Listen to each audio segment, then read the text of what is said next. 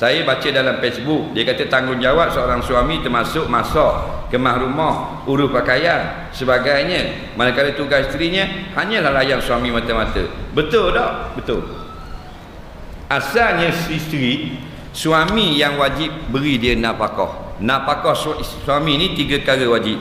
Makan, minum, pakaian, tempat tinggal. Baik yang makan minum, asalnya suami yang wajib ambil di mana-mana ikut suka, masak sendiri ke, beli kedai ke, upah orang masak ke, untuk isteri dia.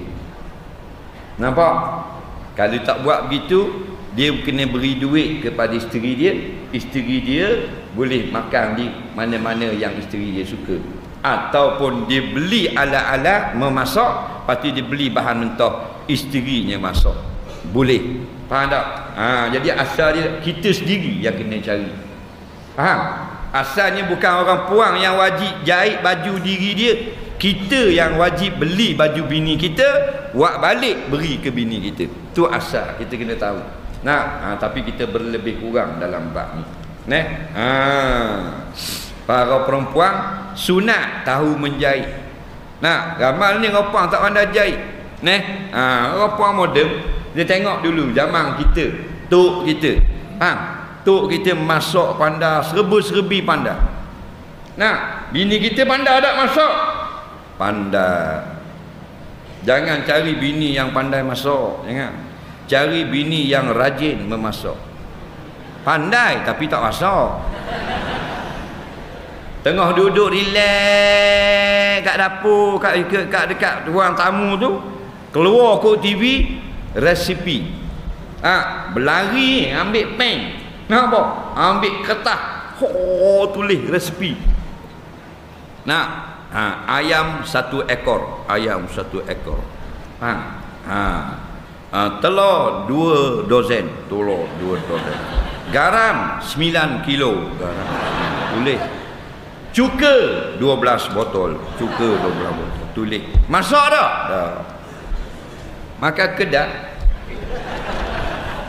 Pasal apa kita silap cari bini yang pandai masak, tapi tak masak, pandai saja. Buku masak tinggi pada bini kita. 365 ada, 360 ada. Tak? Kepala itik celup tepung, macam-macam peseng, tak masak. Bini kita masak dengan benda? Dengan handset. Beli dapur jangan.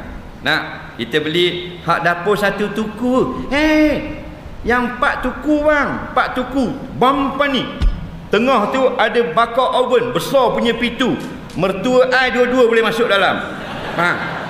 Masak tak? Tak masak. Jangan masak benda dengan WhatsApp. Bang, jangan lupa tom yam ayam lebih. Dia masuk dengan WhatsApp. Nampak?